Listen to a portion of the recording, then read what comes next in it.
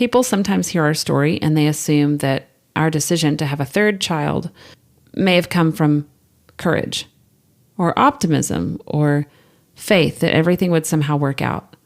But honestly, some of it came out of living so deeply inside uncertainty that we realized certainty was never going to arrive.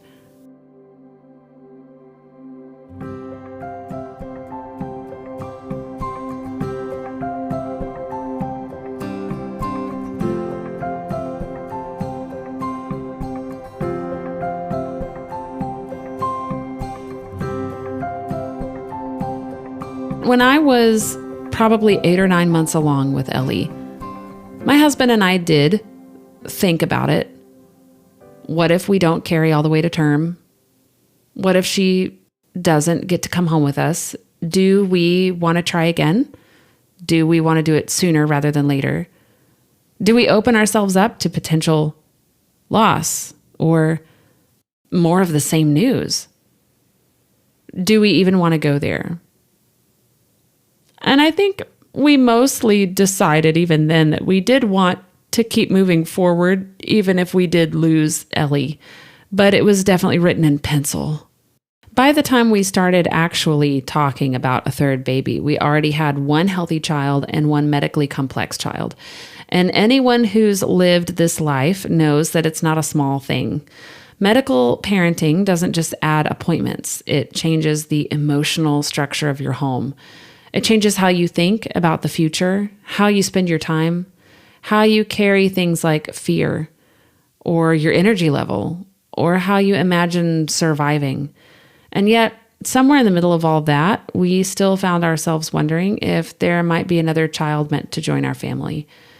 Not because that just felt really manageable and all, but because it felt fragile, this life. And strangely enough, that fragility made me want to keep letting life in instead of closing off from it. But it was complicated because underneath the question of another baby, there was another question. Of course, what would all of this mean for our firstborn? Now, before Ellie's diagnosis, I already knew I didn't want to raise an only child because I was one. And while there were beautiful parts of that, I understood the loneliness that could exist when there's no one else standing beside you inside your family system. Nobody else carrying the same memories, the same parents, the same atmosphere, the same version of childhood. So when I had our firstborn, I always imagined there would be someday another child alongside her. My husband, who grew up with a sibling, didn't quite understand the weight of being an only child and didn't feel quite as serious about this. But when we had Emma, I definitely always imagined there would someday be another child alongside her. And then Ellie.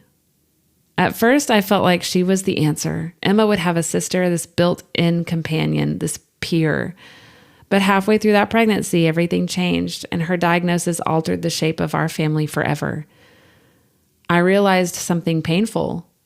Emma would not have Ellie growing up alongside her in the way that I originally imagined, because Ellie's life would revolve around a different kind of care and needs.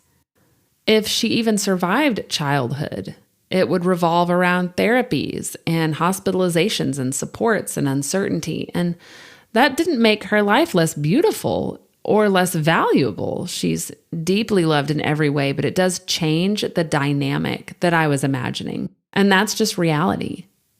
Emma was becoming the child growing up around medical complexity, the child witnessing it, the child sometimes even wanting to step into that helpful mode like all children do with their small siblings, but in a very different kind of way. And I could already feel the weight that would eventually be placed on her shoulders. Not because I wanted it to be placed on her, but because that's just what happens in families like ours. And I remember thinking, I don't want her carrying that alone. I want there to be someone else in this family who understands her and experiences her from the inside. who experiences this life just like her and has her to lean on, just as she would have to lean on them. Someone close in age, someone growing up in the same atmosphere, who could look across the room at her one day and say, yep, that's what it's like for both of us. And strangely, becoming a medical parent didn't shrink the desire, it intensified it. So after visiting the conversation the first time during pregnancy, here comes the real question. Ellie was about 7 or 8 months old. She'd already had one successful surgery just to place a feeding tube that was more permanent. It was a great step forward. She did really well with that and was thriving. So we found ourselves looking at each other and wondering, are we done? Or do we try again? Because if we were going to do this, I wanted them close in age, and we were sort of about to miss that window. Here's what makes the timing of all this feel almost irrational looking back. Because while we were wrestling with the decision to have another baby, Ellie was entering, unbeknownst to us, one of the hardest medical years we'd ever lived. Between the time that we made the decision to start trying and the time we actually found out I was having a baby, she had 2 of what would be her 5 pediatric intensive care unit admissions for viral infections that hit her so hard she could die. All clustered together like that. The kind of things families survive at home with popsicles and cartoons for us became oxygen, airway clearance, hospital rooms, monitors, lots of fear. And I was pregnant through all of that. I remember at one point sitting in a PICU room and trying to imagine what life was going to look like in a few months when we added a newborn into this reality. Trying to picture another baby sleeping beside monitors and learning to nurse between respiratory treatments, living her earliest days in hospital rooms with us. And I kept thinking, what is happening? Why does our life look like this? And why, in the middle of all this, do we still feel like this is right? Although by that point, it was too late to go back. She was on her way. And I know that from the outside, it sounds almost irresponsible. Like maybe the logical thing would have been to close ranks and protect what little stability we had, not expand. But emotionally and spiritually, it didn't feel like that's what we should be doing. It felt like the uncertainty itself was forcing the question. Would fear become the thing that determined the size of our lives? Or would we still allow ourselves to say yes to love even here?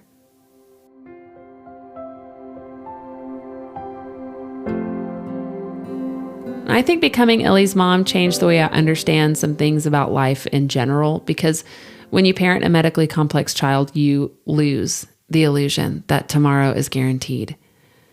You stop assuming that you have time, and you stop believing safety can be fully constructed if you just work hard enough.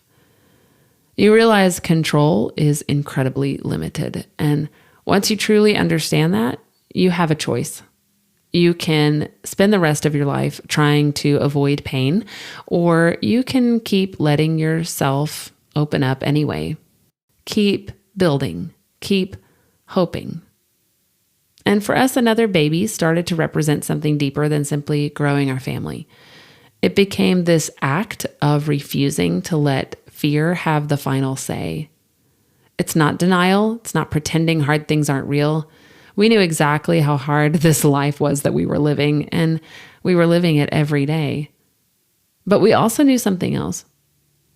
Joy can exist here too. Beauty, love, it exists here. And we didn't want our entire future to become organized around the fear of loss.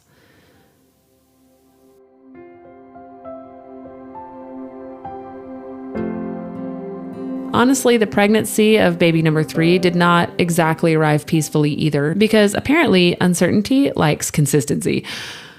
Early on, we were told that this was not even a viable pregnancy. It looked like a molar pregnancy in the first sonogram. And there was talk before we even fully attached ourselves to hope that maybe this was loss after all. And I remember sitting there feeling numb, like, really? Another impossible thing? But a week later, a heartbeat, a viable pregnancy, life where we thought there would be grief. And I thought, man, this perfectly mirrored the entire season we were living in. Nothing felt stable or guaranteed. Hope and fear were constantly occupying the same room. And all while real life kept happening. January, February, April, May, July, PICU stays. And in between, there were therapies, suction machines, feeding tubes, airway clearance, exhaustion. There's something deeply disorienting about throwing up from pregnancy, nausea in a hospital bathroom while your medically complex toddler sleeps attached to monitors.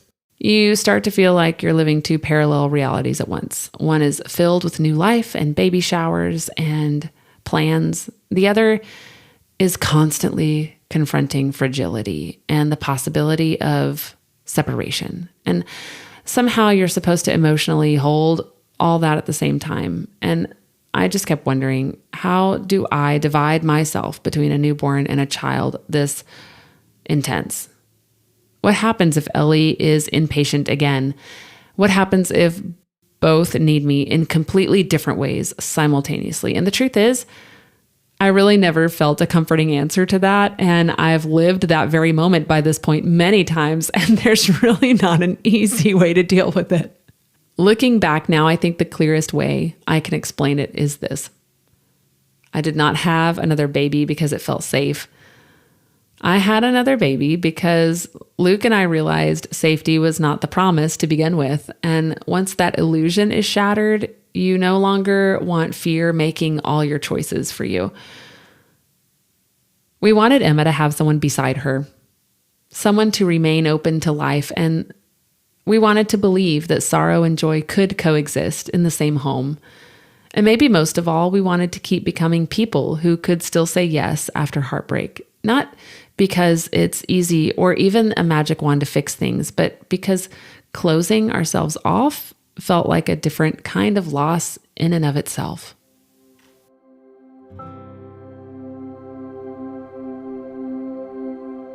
People assume brave decisions feel peaceful when you make them, but many of the most meaningful decisions of our lives are made while we're trembling, while we feel uncertain or unsettled. They're made while fully aware of what can hurt. And maybe the courage itself isn't the absence of fear at all, like they say. It's simply refusing to let the fear become the architect of your life. And to be clear, having a third child did not magically make life easier. No, it has certainly made things more complicated. Because our youngest, she is absolutely the wildest one yet. Full volume, full energy, full chaos, full defiance. Parenting a strong-willed little girl while also managing the nonstop medical needs of a complex child is genuinely hard. And there are days I feel stretched in every possible direction. Trying to meet Ellie's needs, keep her out of the hospital, keep up with her while in the hospital, and also keep up with the tantrums and the messes and the noise and the emotions and the schedules of a normal kid who's 3 years old. Oh, plus, let's not forget the 7-year-old whose first grade class has something going on every other day. It can feel like this emotional whiplash. But then I watch Ellie with both of them. The laughing, the engagement, the relationship between the three of them unfolding in real time. I watch joy come alive in Ellie in ways that only another child could have drawn out of her. Not therapy, not equipment, not even an adult trying their best. Just her little sister and her big sister both engaging her. Suddenly, the future doesn't feel as heavy in that aspect. Suddenly, our future, it feels alive. It's layered, full, still hard, but full, And every time I see them together, I think, worth it. Worth every hard moment, every stretched, thin afternoon. Worth every terrifying leap of faith that we've taken to get here. Although, if we could maybe reduce the tantrums by like 40%, I would not be opposed to that. But truly, we opened our hands again and our hearts, not because we knew what would happen, but because we didn't. And somehow, life comes anyway.